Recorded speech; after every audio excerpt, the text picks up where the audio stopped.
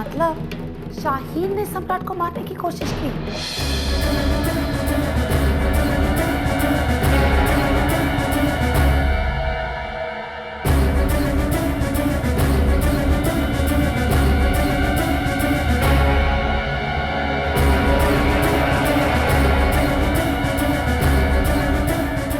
इसका मतलब वो अंधे भी नहीं है।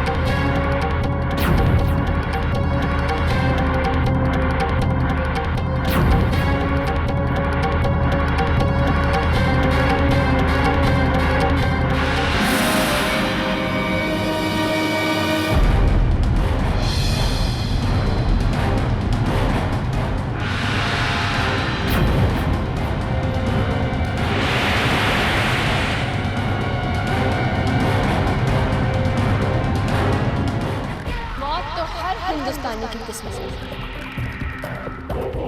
क्योंकि शाहीन का मकसद तबाही है और शाहीन अपने मकसद में ना कभी नाकामयाब हुई है और ना ही कभी होगी।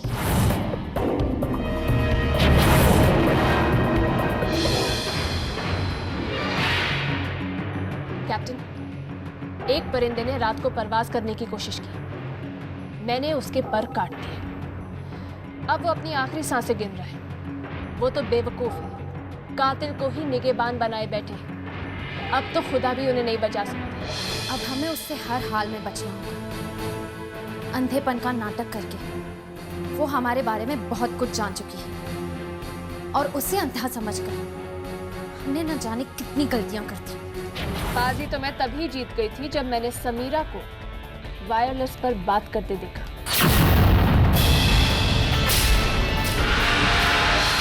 उस दिन भी जब मैंने अपनी आंखों से उनकी गन देखी तो एक पल के लिए तो मुझे ऐसा लगा कि मैं बंदूक उठा के सारी की सारी गोलियां उन हिंदुस्तानियों के सीने में दाग दूं। बड़ी मुश्किल से मैंने अपने दिल पर काबू किया। और उस दिन जब सरपंच मेरे पैरों पर गिड़गिड़ा रहा था तब भी वो लोग मौजूद थे। रहम करो। आज तक आपने जो कहा मैंने माना। आपका हुक्म सर आंखों पर रखा। मैं चाहती तो मैं उन लोगों का काम तभी तमाम कर सकती थी, मगर नहीं। इन परिंदों का शिकार करने का मजा ही कुछ और है। इसका मतलब सम्राट को पता था कि आर्म्स कहाँ रखे और इसलिए शाहीन ने उसको गोली मार दी। सम्राट जानता है कि आर्म्स कहाँ है, लेकिन वो बेहोश है, हमें कुछ नहीं बता सकता।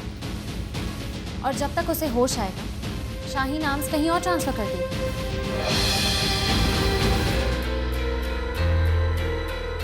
क्या सोच रहे हो अभी? मैं ये सोच रहा हूँ कि अगर शाहीन को हमारी असलियत पता थी तो वो हमारे साथ खेल क्यों खेल रही थी? उसने हमें मारने की कोशिश क्यों नहीं की? इन परिंदों पर हमला करके हम अपने मिशन को खतरे में नहीं डाल सकते। हिंदुस्तान की तबाही हमारा ख्वाब है जो हर हाल में पूरा होगा।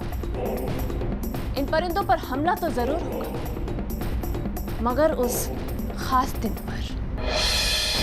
आखिर लोग चाहते क्या हैं? इनका प्लान क्या है? और ये हथियार कहाँ है? एक मिनट, सरपंच जी ने उस दिन क्या कहा था कि दिवाली के दिन बहुत ज्यादा लोग आने वाले हैं। ऐसे कैसे इस दिवाली इस दिवाली पर ऐसा धमाका होगा जिसे हर हिंदुस्तानी हमेशा याद रखेगा। हर हिंदुस्तानी जानता है कि दिवाली बुराई पर अच्छाई की जीत का दिन होता है, और इस बार भी जीत अच्छाई की होगी।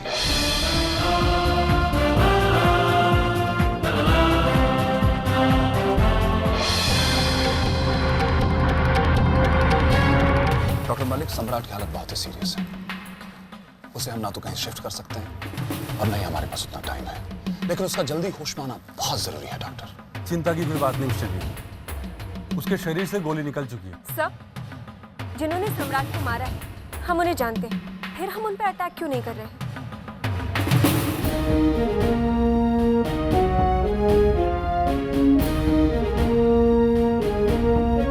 क्योंकि हमें उन्हें नहीं, उनके आकाओं को पकड़ना है। सरहद पार बैठे हुए उन लोगों के असली चेहरे दुनिया के सामने लाना है। इन्हें मारकर क्या हासिल होगा? और वैसे भी अगर बिना किसी प्लानिंग के हम उन पर अटैक करेंगे तो अननेसेसरीली गांव के इनोसेंट लोग मारे जाएंगे, जो मुझे मंजूर नहीं। यस। बात समझ में आई उमा? उमा? अभिमन्यु की बहन उमा, जो सम्राट की दवाई लेकर उस गांव में जाएगी। Yes sir.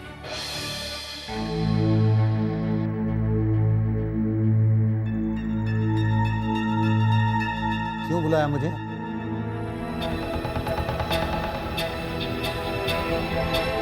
ये बताने के लिए कि इस बंदूक में जो गोलियां हैं वो तुम्हारे मेहमानों के लिए काफी है। एक बात अच्छी तरह से याद रखना, हिंदुस्तान को बचाने की कोशिश करोगे तो गांव के लोग बेमौत मारे जाएंगे। देश के बारे में सोचोगे तो गांव को खो दोगे। इसीलिए बोल रही हूं, अपने दिमाग से ये बेकार की बातें निकालो और जाओ दिवाली की तैयारियां करो।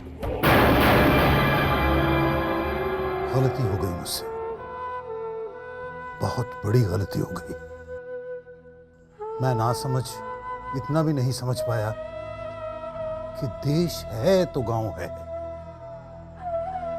हिंदुस्तान पहले है, हिंदुस्तानी बाद में।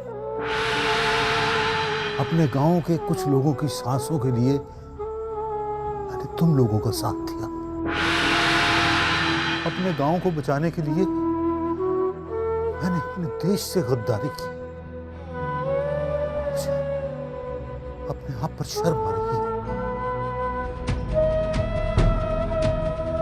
तुम्हारी रिवॉल्वर में जितनी गोलियां हैं ना, वो सारी की सारी मेरे सीने में उतार दो। दुनिया की बड़ी से बड़ी सजा मुझ जैसे देशद्रोही के लिए कम है। तुम तो वाकई में बेवकूफ निकले। तुम्हारा गांव ही तुम्हारा देश है और तुम्हारे लोग तुम्हारी जान। अब तुम्हारे लोग ही नहीं रहेंगे तो तुम अपने देश का क्या कर लोगे? हाँ? तुम क्या जानो देश क्या होता है? तुम इंसानियत की दुश्मन हो। हमारे वैश्वीपन का शिकार दोनों देशों के लोग हो रहे हैं। जब दोनों देश एक दूसरे को देखकर मुस्कुरा रहे हैं तो तुम लोग तबाही मचा रहे हो। मुस्कुराहटों को आंसुओं में बदल रहे हो तुम। डरो, उस खुदा से डरो जिसके नाम का फायदा उठाया था तुमने कल भी और आज भी फायदा उठा रहे हो। हमें सरहदों से कोई मतलब नहीं है। जिहाद हमारा मिशन है और अगर हमारे इस रास्ते के सामने कोई भी इंसान आया तो वो हमारा दुश्मन होगा। और अगर इस रास्ते में तुम भी आने की कोशिश करोगे तो याद रखना, कल नन्हे की बारी होगी। और उस बेचारे ने तो अब तक दुनिया में कुछ देखा भी नहीं। याद रखना सरपंच।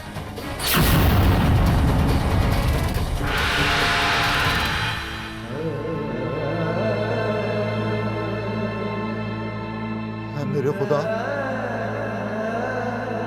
है मेरे रब, वाहिगुरु, तुमने ये दिन दिखाने के लिए मुझे जिंदा रखा। क्यों न रखा मुझे? क्यों मुझे इतना कमजोर बना दिया तूने? क्यों?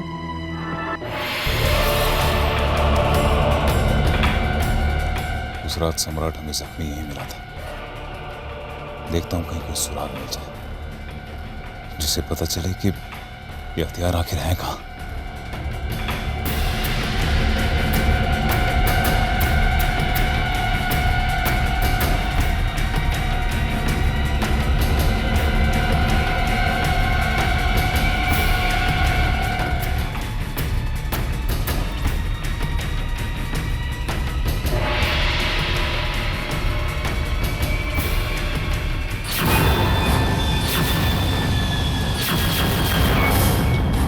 Bomb detector.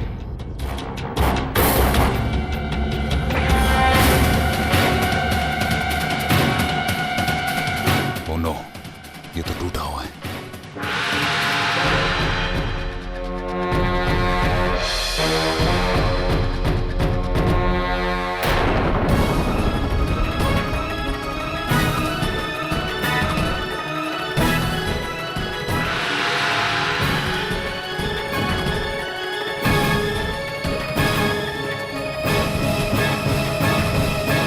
मिश्रा जी, वो मरीज की तबीयत अब कैसी है? अरे साईं जी, आपको कैसे मालूम चला कि हम इधर हैं? मन की आंखों से। ऊपर वाला जब एक तरफ आंखें छीन लेता है तो दूसरी तरफ मन की आंखें खोल देता है, जिससे हमें पता चल जाता है कि हमारे आसपास कौन है। वैसे आप यहाँ कैसे? आप तो जानती है ना कि किसी कुएं के पास गोली लगी जी। तो कुछ ढूंढने आए।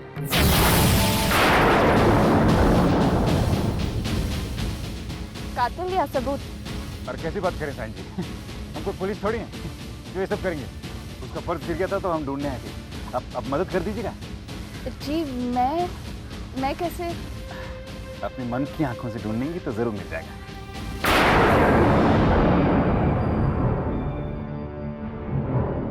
खैर छोड़िए, लगता है बटवा कोई ले गया। आप अगर गांव की तरफ जा रही हैं तो हम आते हैं आपके साथ। चलिए। चलिए।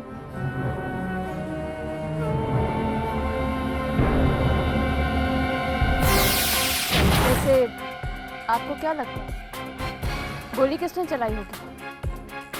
इसके पास बंदूक होगी। जी, ये क्या बात है?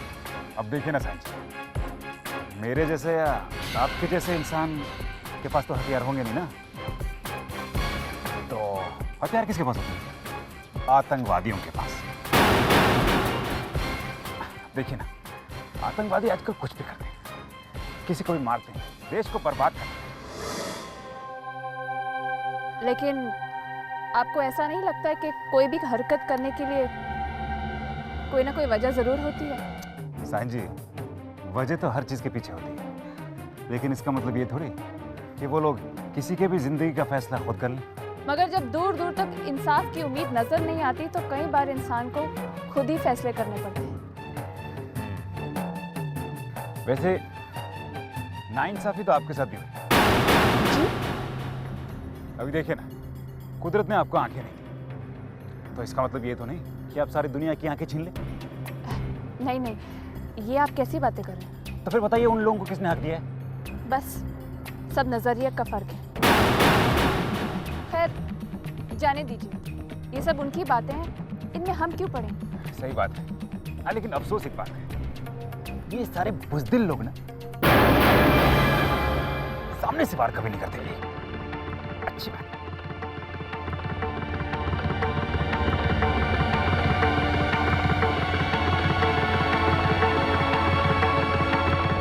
ख्याल में खो गई?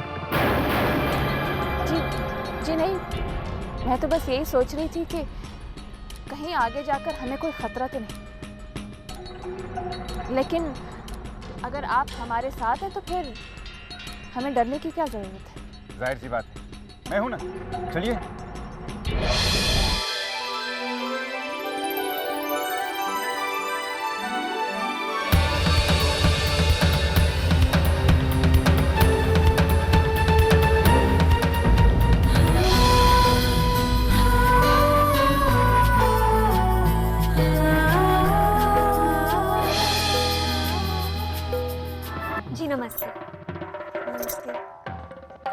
आप कौन? हम उमा हूँ। भैया है? भैया? जी, मिस्टर राहुल मिश्रा, जनगणना अधिकारी। अच्छा, तो तुम राहुल मिश्रा की बहन हो? अब सारी बातें यहीं करोगी, अंदर ले जाओ उन्हें। आओ पुत्र। मिश्रा जी, देखो कौन आया है।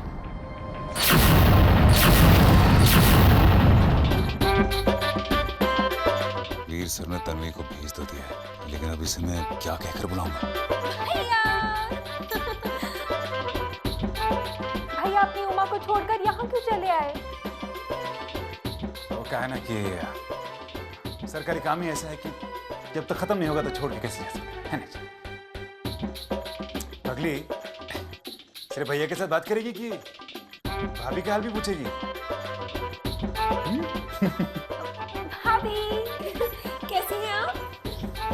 हम ठीक हो। तू बताओ माँ, तू कैसी है? हम भी बिल्कुल ठीक हूँ। अच्छा पुत्र, तुम लोग बात करो, मैं लस्सी लेके आई हूँ। जी।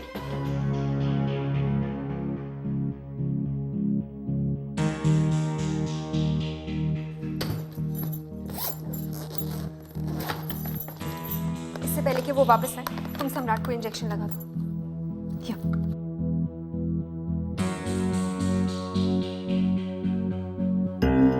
अब मुझे बताओ, सम्राट की ये हालत हुई कैसे?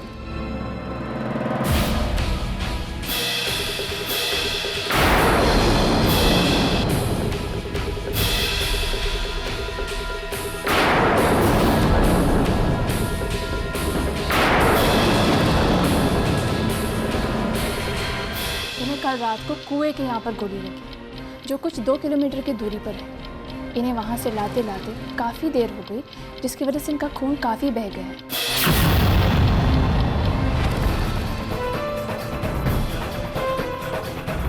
शाहीन ने अंधा बनने का नाटक करके हमें बहुत बेवकूफ़ बनाया, लेकिन अब वक्त आ गया है कि उसके सारे राज खोल दिए जाए, और इस काम को अंजाम मैं दूंगी।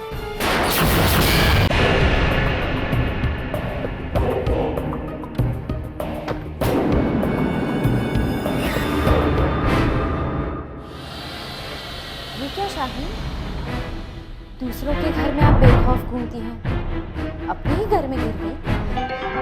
मनीषा जी, आप मेरे गरीब खाने में कैसे आए?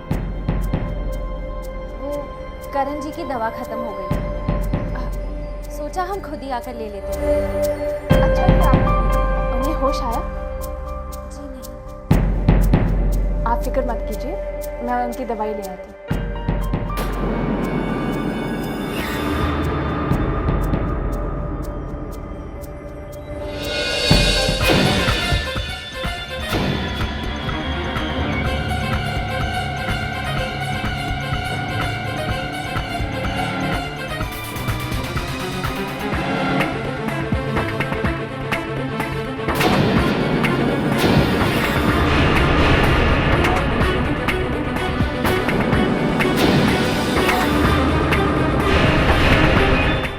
मनीषा जी, आपकी दवाई तैयार है।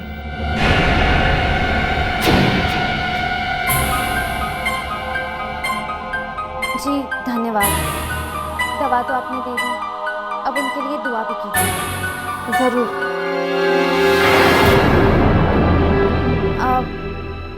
जी पानी मिलेगा? हाँ हाँ, क्यों नहीं।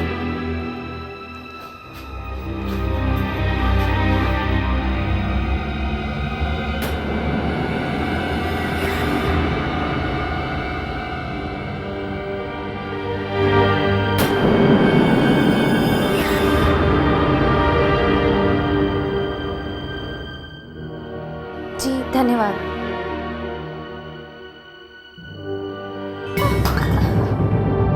जी माफ कीजिएगा, गिर गया। कोई बात नहीं, मैं आपके लिए और ले आती हूँ। नहीं नहीं, ओहो हमारी साड़ी भी गीली हो गई।